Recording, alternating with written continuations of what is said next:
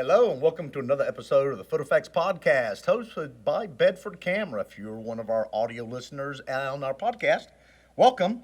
And if you're watching us on the video feed of Bedford Camera, it's great to see you. We have a special guest today, all the way from Tulsa, Oklahoma, and we're going to feed it over to Jim to tell us a little bit more about this amazing lady. We have Pam Stukenborg from Tulsa, Oklahoma. That camera right there. Yes, that camera right there. So welcome, Pamela, again to the FotoFact Podcast. Thank you. She can't I'm see happy both to of be us. here. Turn me. There you Okay. go. Oh, yeah, Let's there get we closer. So we're looking at her Put your here. arm around it, Robert. Yeah. Oh, yes. Look how small my head looks. Okay. So today we're going to talk about Pam's. Can I call you Pam? Absolutely. Okay. You're going to be teaching or speaking at the Bedford Camera Photo Expo in March of next year. And Correct, yes. So, Shameless plug, it'll be at 2 o'clock on the Saturday session. Oh, that's not Right shameless after at all. lunch. so what is the title of your class?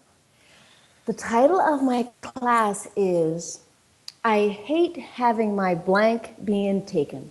Wow. Oh, That's we just different. fill in the blank? Yep. My It's a coffee. blank. I hate It's my a- coffee being taken. Yeah, exactly, yes. Well, how many of us as a photographer or as a human being, someone goes to take our picture and they're like, oh, I hate having my picture taken. Yes, all the time. Yeah, exactly. So I thought, what a great thing to talk about at a photography conference. That's Right. awesome. So that's what we're going to talk about today is your class, and then we'll talk a little bit about, maybe some other things that you're doing right now and what you're looking forward to for next year. Yes, So- absolutely. So talk a little bit about your class. I don't want to give away everything because we want them to come, correct? Of course. So go ahead and, Just give us some of your broader points. yeah. So my broader points are, when you come across someone who wants to take your picture, like you as a photographer, I think so often, because we're taking other people's pictures, we forget what that experience is on the other side of the camera. And I mean, how many photographers, even on Meetup or LinkedIn or Facebook, don't even have a picture of themselves as a profile picture? On purpose. Exactly, on purpose, because they don't like being on that side of the camera. That's why they are on the other side of the camera. So while we photographers may not like being on that opposite side of the camera, it's important that we still get there so that we can remain empathetic to how we're making that person feel on the other side of the camera. How can we make them feel comfortable? How can we capture them in a way that's like they look at the back of the camera and say, oh my gosh, that's the best picture that's ever been taken of me. and that's what we want to do. So I really think it's important to still remain in touch with being on the opposite side of that camera and with how we are interacting with our other clients, or whether it's someone on the street or it's a CEO of the headquarters. Robert, what are you smiling about? I'm smiling. Our director, Jeff, has just handed me, I don't know if the cameras can see it, a keep track of your time. That is excellent. Thank you. Yeah, which means, Robert, don't talk too damn much. Well, here, I'll empathize with you right now, Robert. I'll put my phone Oh on my time. God, you're awesome. There you go. I'm right there with you. I got 2 minutes. Go. So now when you're talking about this, and I think this is a very interesting topic to discuss at a photo convention, are you suggesting, and I think Yes. you are you suggesting that photographers that are normally behind the camera get out in front and experience what our clients are going through? Right. So what's the best way for us as photographers to get to be that way? Well, at a photography conference, everybody has a camera. Start getting on the other side of each other's cameras and be like, okay, maybe we need to have a booth that's not, instead of a selfie booth, it's a let somebody else take your headshot booth. And, I think that's great. So are you going to set that up for us then? That's hot off the press. impressed. I'm gonna have to talk to my Bedford guys about that. I'll see what I can do. Oh, yes. Well, Eric just stopped in, and he's shaking his head, and he's saying, that sounds like a wonderful idea. Actually, he doesn't even know what she's saying. He can't hear the audio yet, so he can commit to anything he doesn't know. Right. So Well, be sure and tell Eric I said hi. Oh, yes. She says says hi. Well, I think that'd be really good if we could do something like that during the PhotoCon, if we could set up a small booth and just have you give a little experience to different photographers about what it's like to be on the other side of the camera, because that's really true. We don't, well, Jim and I are kind of goofy, so we're used to the camera. Yeah. The camera loves us. Oh, Yeah. yes, it does. Hey, that's why you've gone from audio to video podcast, guys. Well, Let's not go that far. let's go that far, yeah. Yeah, we're a lot more scarier in video. Right. Yeah. So on your class, no, go ahead, please.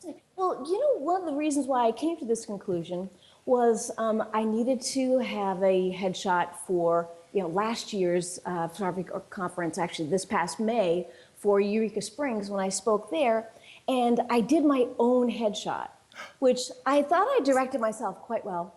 I do that all the time. I saw the headshot, it was awesome. Yeah, but because I've been practicing on many other people telling them what to do, now I had to tell myself what to do and then run on the other side of the camera, wait for the timer and be like, okay, just right, So, and throw expression out there to myself. So the next time I had a headshot done, my husband Bernie, you guys know Bern. Yes, Love yes, Bern, we do, yeah? love him.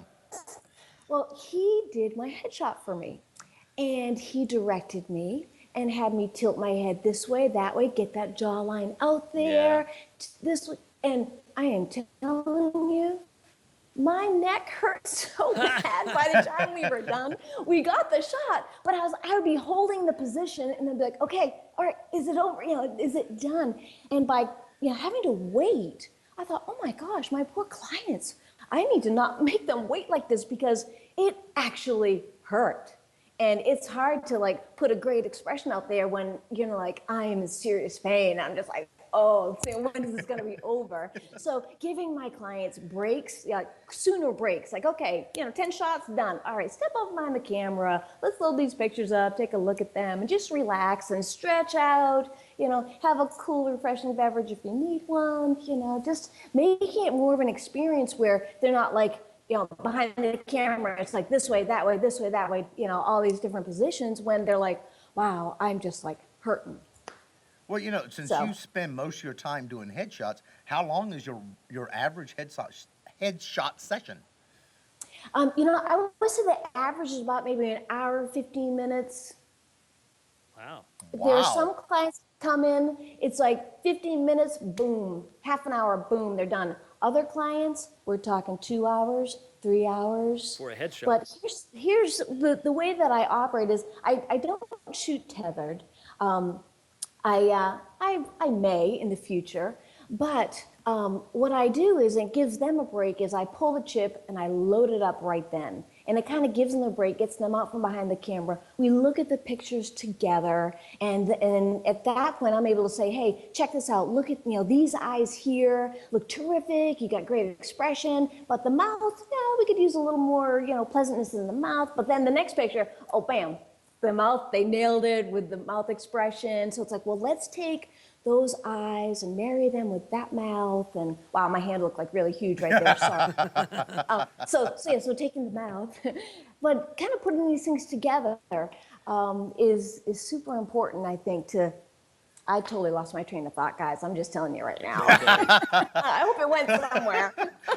That train has sailed. So we were talking about your longer headshot. So you really spend a lot of time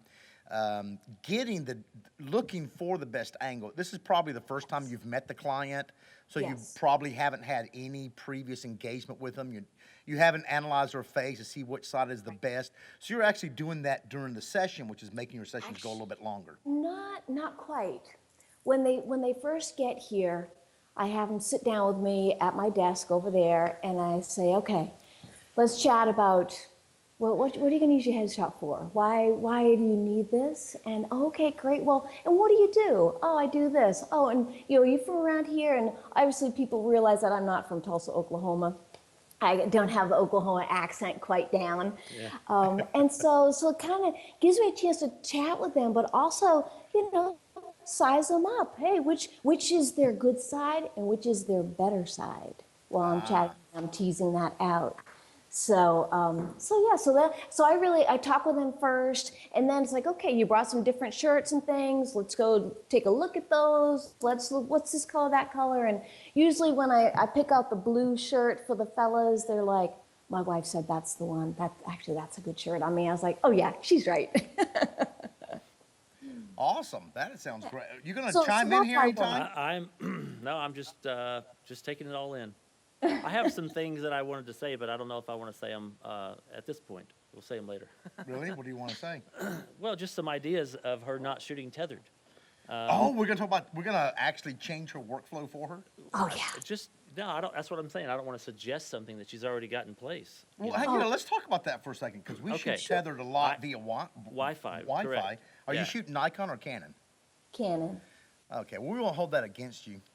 But I dropped the mic. I'm done. I'm out of here. But I think you could, without any real additional stuff, couldn't you just plug right into the computer, Jim, with that camera, and just go right? Are you using Lightroom? Because you could do a watch folder in Lightroom. Yeah.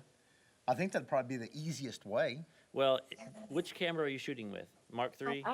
I have the Canon 7D, the first generation. Thank you very much, Canon, for not being too creative with the names of your cameras. Yeah. Love you, but did anybody talk to the creative department with, let's get a new name for the next edition of the 7D? How about we call it the 8D? Oh, there's a thought. That is funny. We can talk about that for a while, but the 7D I think is a great camera for Canon. I think it's probably one of their better ones. What do you think, Jim? I do not know. I don't know. You do not Canon. know? No.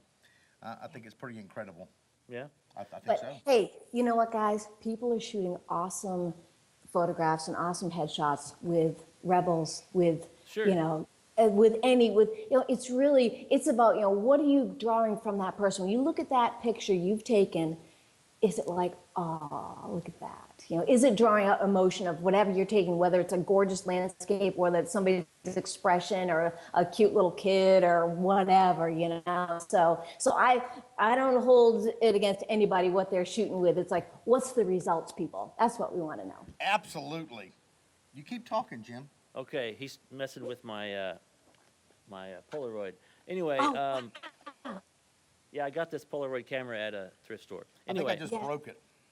Wow, you know what? No, it didn't. It's not broke. So what I wanted to say or ask you is, what are you looking forward to next year? What do you have planned for next year? Anything new in January or next year anytime? Well, besides the expo. Exactly. The PhotoCon 2.8 conference in Oklahoma City in March is really, hi, Robert. Oh, gosh. I don't know if that's going to work or not, but I was trying to take your headshot with just any camera. Nice. I love it. I think the flash went off, but I'm not sure how that's going to work. Yeah. Okay, I'm sorry. I didn't mean to interrupt. Go ahead. That's okay. That's all right. We shall see. Well, as I said, besides the conference in Oklahoma City, the PhotoCon 2.8 in March, I'm really actually still totally caught up with what has been going on this year in photography. It's been super exciting. I don't know if you guys have heard of the Waiting Child Heart Gallery. No, please fill us in. Oh, there's a gal named Gay Larson, Channel 8 here in Tulsa. She has organized this whole thing. Every 2 years this happens. And a shout out goes to the local photographers. 39 photographers volunteered their time to go photograph children in the foster care system who are up for adoption. Wow. Wow, that sounds awesome. Now, is this just in Tulsa? You know what? The children in the foster care system are all over the state of Oklahoma.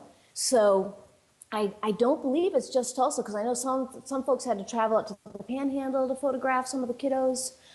So it's kids just in the foster care system within Oklahoma. And every state has a waiting child heart gallery.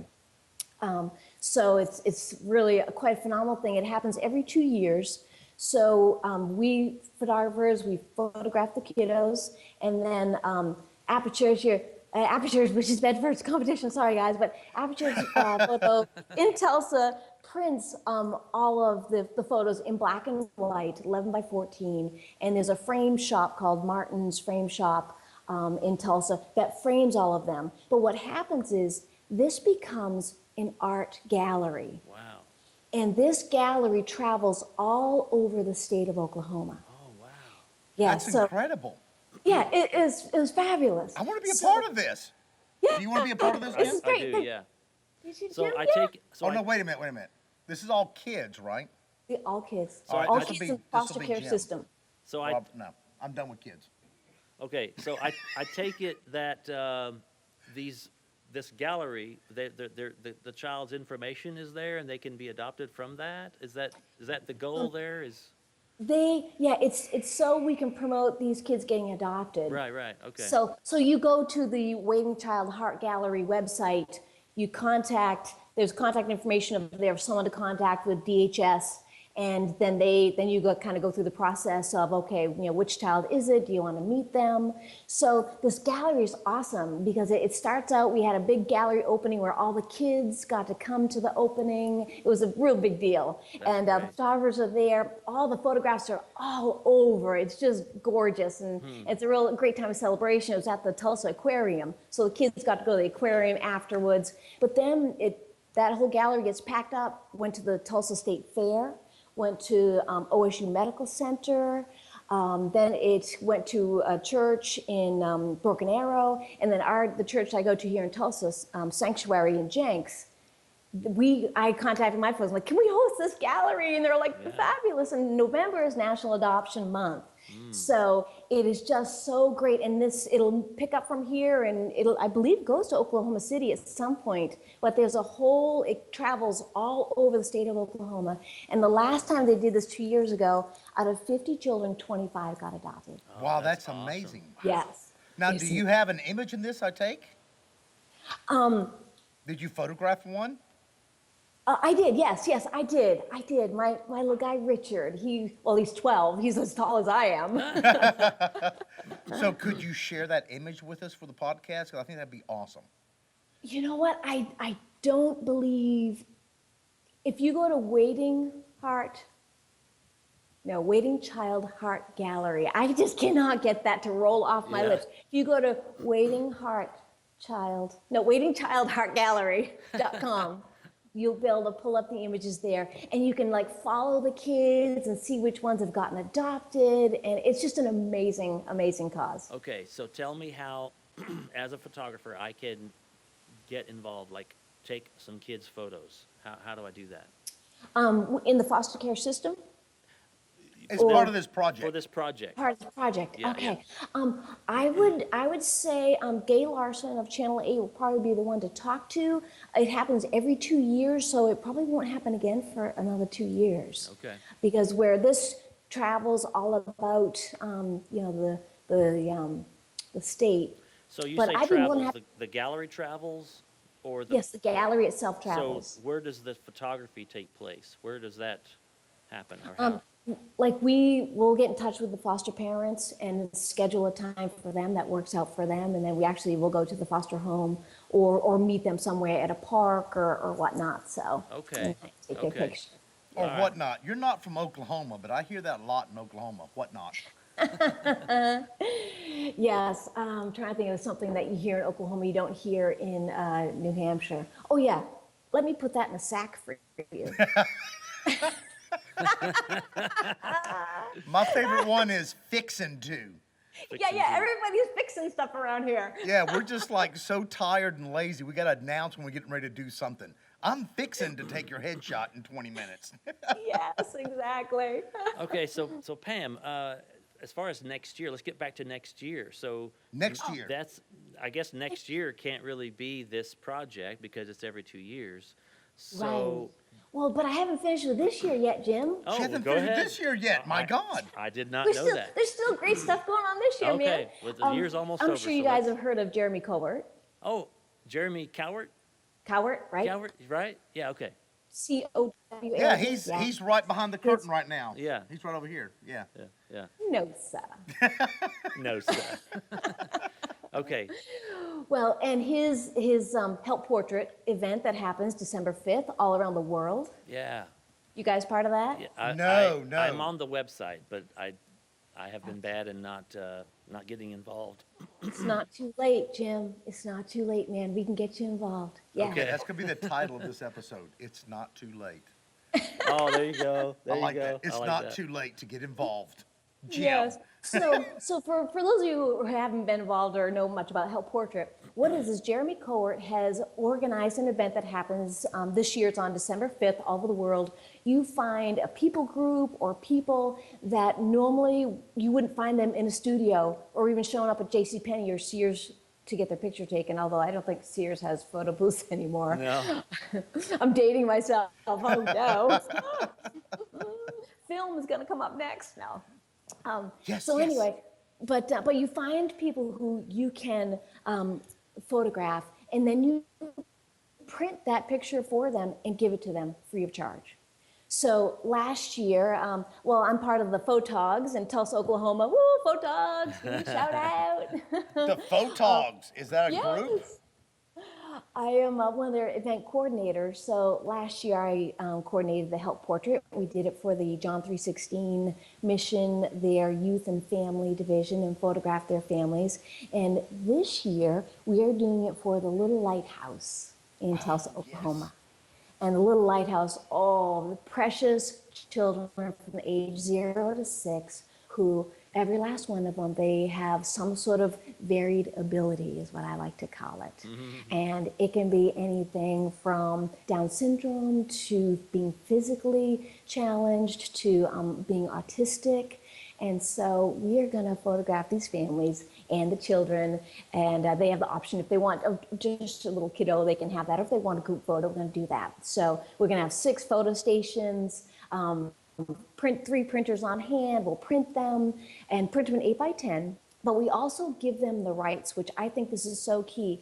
We put a sticker on there that gives them the rights. They can take it to Walmart, CVS, Sam's Club, Bedford's Camera. Take it there. Oh, that was nice. That was a nice segue. I love that.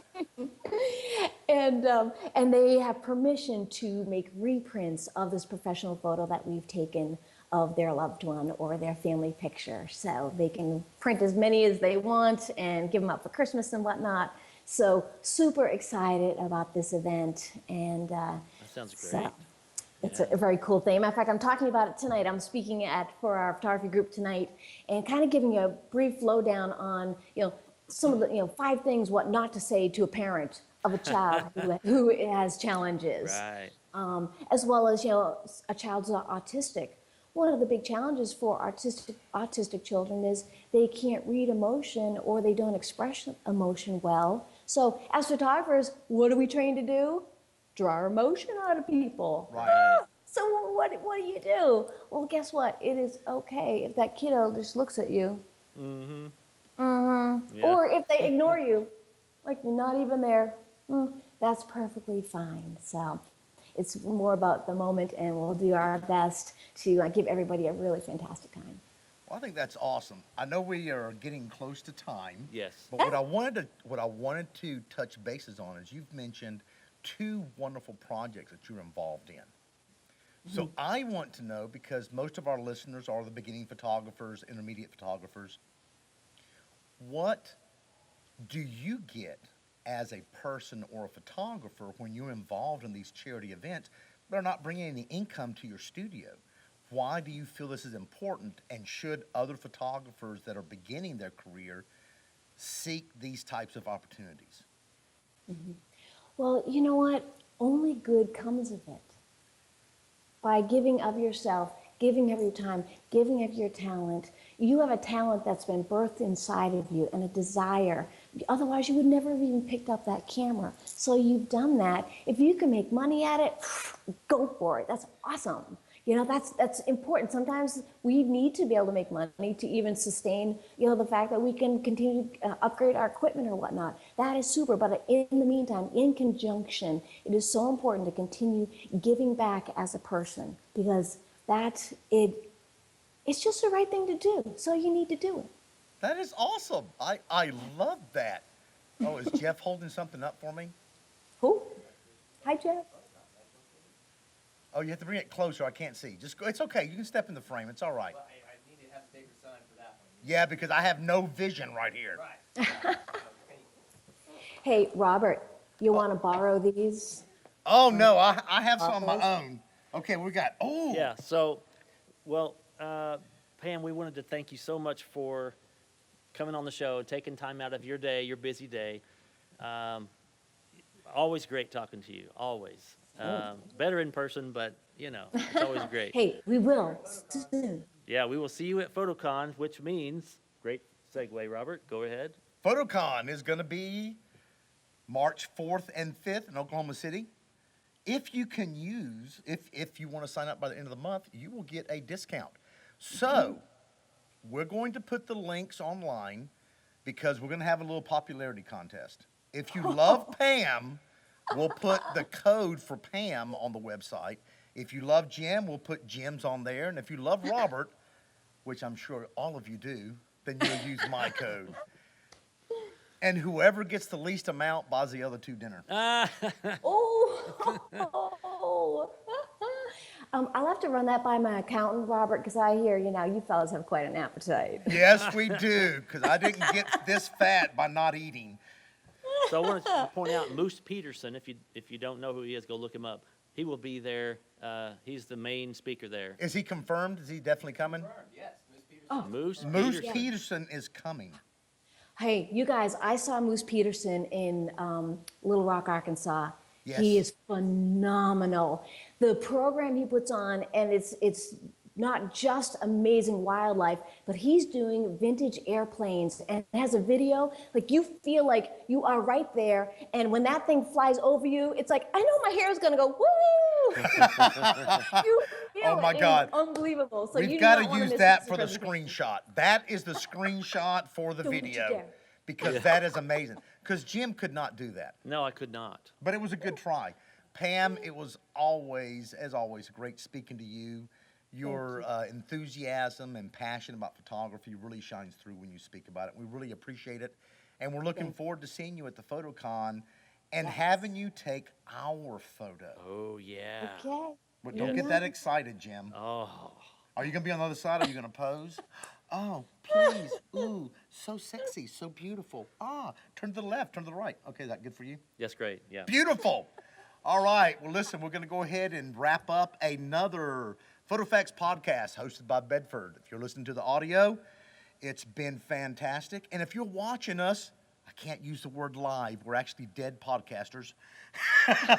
You know what? I can't say that because it'd be really bad if we had a wreck before this thing actually goes on the air. Yeah. So change your thinking. It would be really bad. Yes, this is a pre-recorded episode of the FotoFact Podcast hosted by Bedford Camera.